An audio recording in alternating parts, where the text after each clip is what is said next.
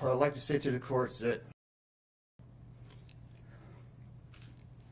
Shanann, Bella, and Nico are loving, caring people. They love life. They love being around people who love them. They always had good times. This is the first time they went to the beach this year, and they loved it. But God only knows what happened that night. Life will never be the same without Shanann, Bella, and Celeste, and Nico. Had all their lives to live. They were taken by a heartless one. This is the heartless one, the evil monster, who dare you take the lives of my daughters Shanann, Bella, Celeste, and Nico. I trusted you to take care of them, not kill them. And they also trusted you. The heartless monster, and then you take them out like trash. You disgust me. They were loving and caring people. You may have taken their bodies from me, but you will never take the love they had for me. They loved us more than you will ever know, because you don't know what love is. Because if you did, you would not have killed them. You monster, thought you would get away with this. I don't know how. The cameras do not lie. You carry them out like trash of the house. Yes, I seen the videotape. You buried my daughter Shanann and Nico in a shallow grave, and then you put Bella and Celeste in huge containers of crude oil. You heartless monster. You have to live with this vision every day of your life, and I hope you see that every time you close your eyes at night. Oh, I forgot. You have no heart or feelings or love. Let me tell you something. I will think of them every day of my life, and I love them every day of my life. Prison is too good for you. This is hard to say, but may God have mercy on your soul. I hope you enjoy your new life. It's nothing like the one you had out here. May the courts have no mercy on you. It's hard every day. It hurts in so many ways. I have heard people say that you're not a monster. No, you are not. You're an evil monster. Thank you. Love you, Shanann, Bella, and Nico. Love you, Pop and Dad. And one other thing. And Shanann says she is super excited for justice today. Thank you, Your Honor. Thank you, sir. The past 3 months I barely slept because I've been going through a lot of different emotions because I did not see this coming. You went from being my brother, my sister's protector, one of the most loved people in my family, to someone I will spend the rest of my life trying to understand. What gave you the right to put your hands on a woman, let alone my best friend, my beloved sister, your daughters, and your son? Why weren't they enough for you? In the blink of an eye, you took away my whole world, the people that mattered to me the most. Everything in my life I loved, your children. They trusted you. They loved you. They looked up to you because you promised to keep them safe. Instead, you turned on your family. My blood is boiling as I write these last words because they are the last you will ever hear from me. I can't even think of the right words to describe the betrayal and the hate I feel. And to be honest, you aren't even worth the time and effort it takes to put my pen to this paper. There isn't a day that goes by that I don't cry for my family. They were my whole world. All I do is ask myself why. Why would you do this? You don't deserve to be called a man. What kind of person slaughters the people that love them the most? Did you really think you would get away with this? Did you really think that this was your best option, to throw away your family like they were garbage? They deserve better, and you know it. I hope you spend the rest of your life staring at the ceiling every night, being haunted by what you've done.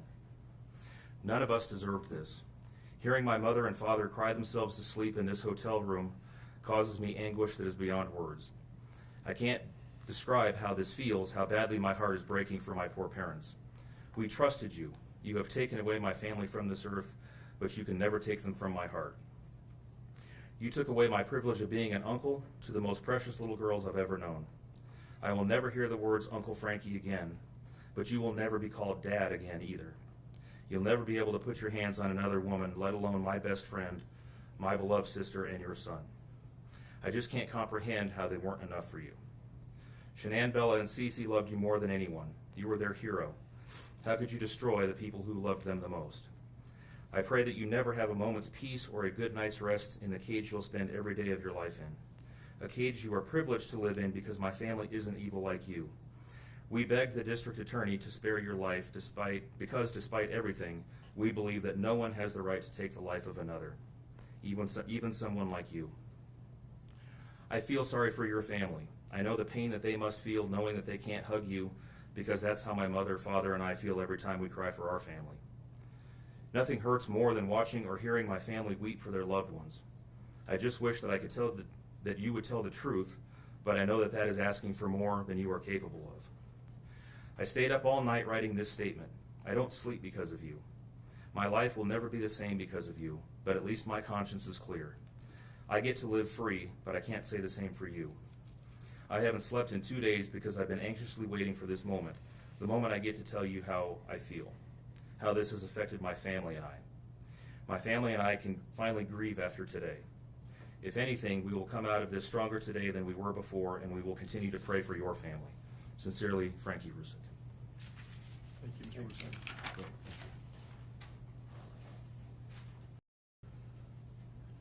I wanted to say thank you for this moment. I want to take a moment to thank everyone who has prayed for our beloved family, who has sent gifts, cards to us from all over the world. I know God will put the evil people where they need to be. I also want to take the time to thank the town of Frederick, Greeley, FBI, the DA's office, the CBI, for exceptional work. We thank Nicole Atkinson, Shannon's neighbor Nathan, and his family. To me, they're our heroes. They really are. God bless. God makes no mistakes on who He puts in your life. Marriage is about love, trust, and friendship and unity. We marry for sickness and health, to death do us part. Our daughter Shanann loved you with all of her heart. Your children loved you to the moon and back. Shannon's family was her world. Shanann put a crown on your head. But unfortunately, the day that you took their life, God removed that crown. We loved you like a son. We trusted you. Your faithful wife trusted you. Your children adored you, and they also trusted you. Your daughter Bella Marie sang a song proudly. And I don't know if you got to see it, but it was, "Daddy, you're my hero." I have no idea who gave you the right to take their lives.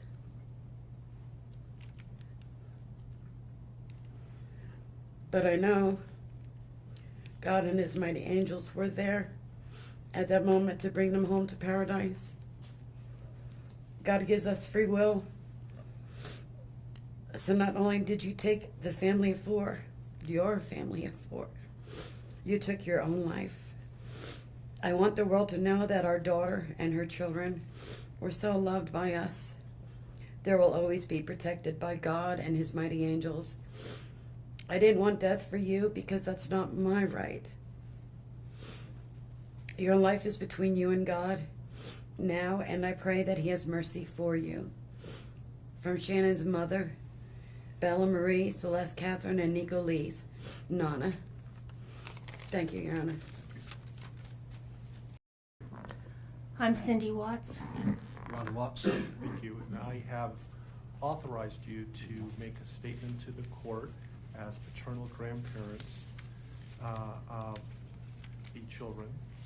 And if you choose not to make a statement, but your designee, Ms. Powers, chooses to, she can do so as well. How would you like to proceed Can I today? read that? I want you to start, but I would like to read Who's that. going to be speaking today? Your Honor, initially, they've asked me, and they're hoping that they have the strength to speak, but if they do not, they've written out their statements and asked me to finish for them. So That would be fine. Who would like to go first? if I could start, Your Honor. On behalf of the Watts, Your Honor, and to the community, we thank you for the opportunity and the recognition under the Victim Bill of Rights. we come today as the grandparents and the parent of the daughter and children whose life was taken in this case. We are not here to ask for leniency. We are not in any way condoning or tolerating the crime that has occurred and the pain that has been caused.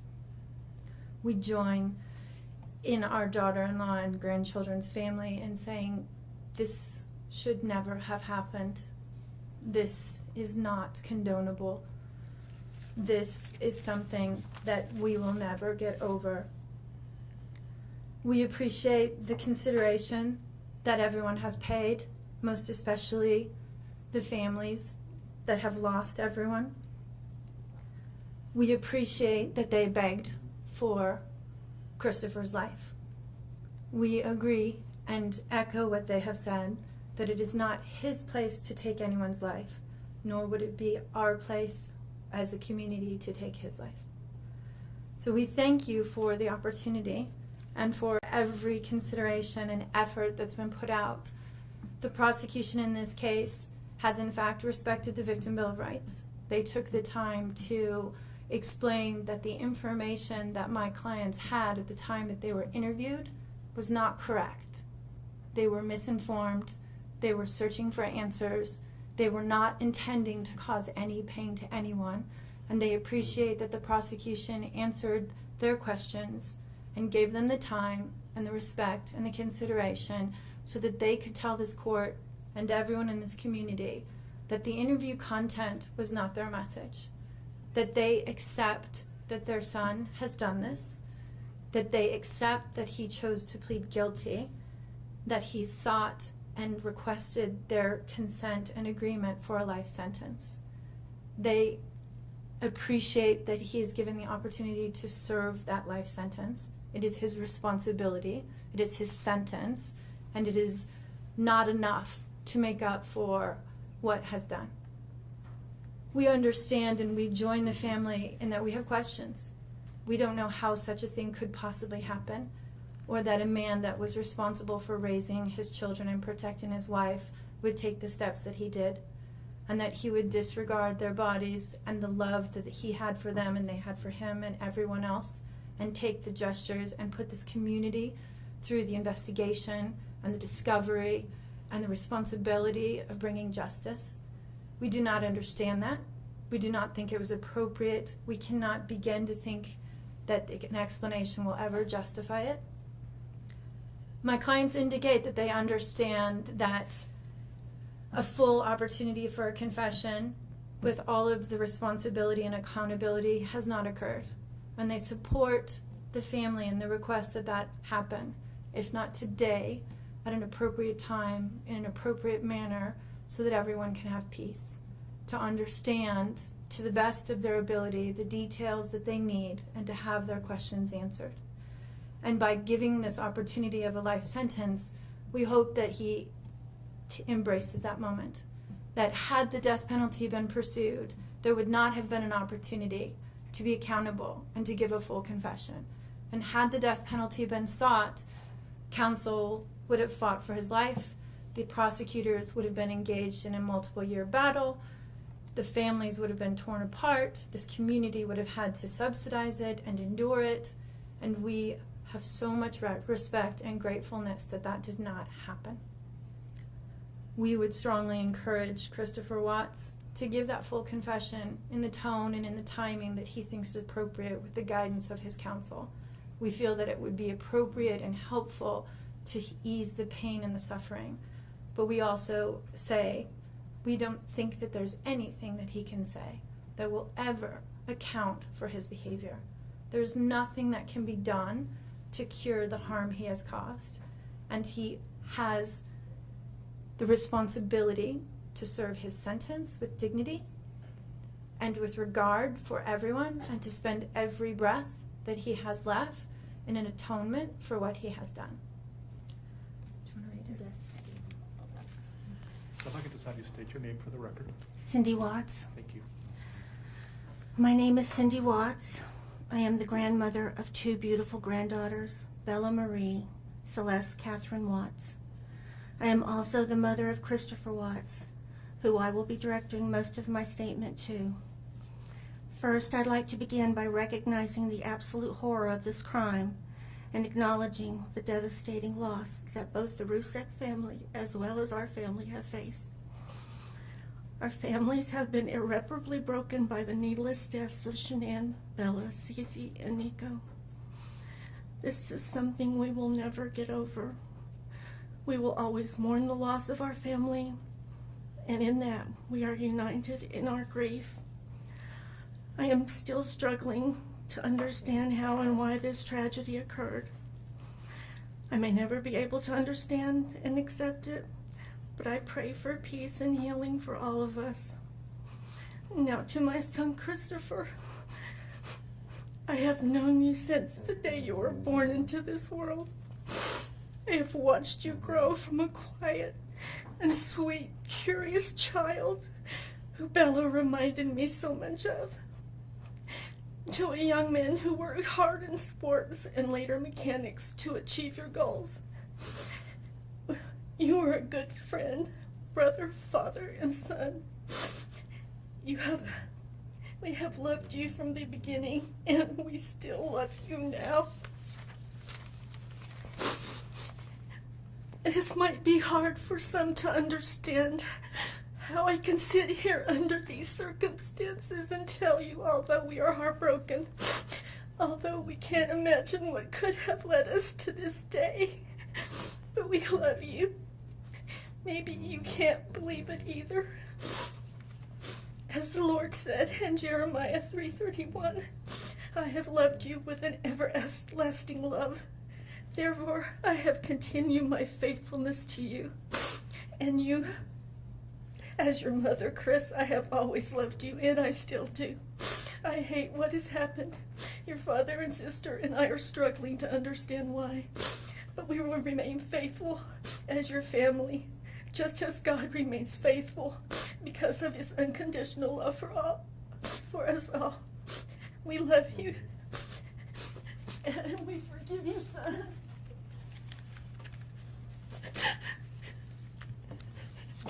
Thank you. Judge, if I could read Mr. Watts' statement. Yes. My name is Ronnie Watts, and I am the grandfather of Bella, Celeste, Nico Watts, and I am the father of Shanann. I am the father of Christopher Watts as well. And one of the most important things I've done in my life is to raise my children and to watch as they started their own families. I spent many years coaching Little League and talking to my son, taking him to the races, and sharing my love and knowledge of cars with him. He was just as involved with his girls. I believe he loves his girls. I know he does. This tragedy has impacted my family in so many ways. Beyond losing my precious grandchildren, our beloved daughter-in-law, we are forced to question everything. We still don't have all the answers, and I hope one day, Christopher, you can help us. Chris, I want to talk to you as a father and son. You are here today accepting responsibility, but I want to tell you this now. I love you. Nothing will ever change that, and I want you to find peace, and today is your first step.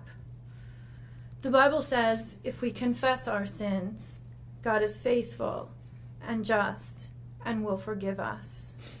Chris, I forgive you, and your sister forgives you, and we will never abandon you, and we love you.